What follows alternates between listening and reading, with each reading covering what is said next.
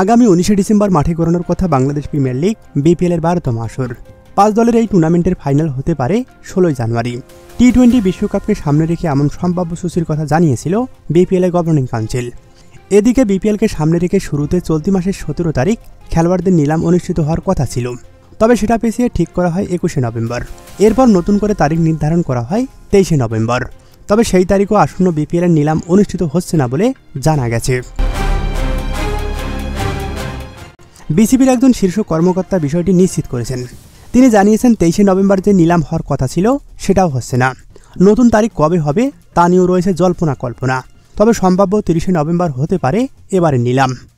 আর এ নিয়ে দফায় দফায় বৈঠক চলছে বিসিবিতে।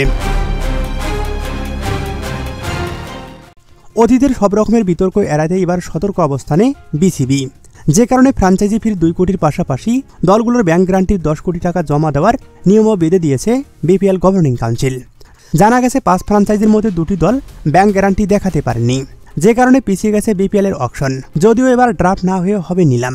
অনেক বছর পর বিপিএলে ফিরেছে এই পদ্ধতি, যে কারণে দেশের বাইরে থেকে দক্ষ কর্মী আনার চেষ্টা করছে বাংলাদেশ ক্রিকেট বোর্ড। আর সেই সূত্র ধরে চট্টগ্রামের মালিকানার পরিবর্তনের জোরগুঞ্জন শোনা যাচ্ছে। নতুন মালিক হতে পারে দেশ ট্রাভেলস।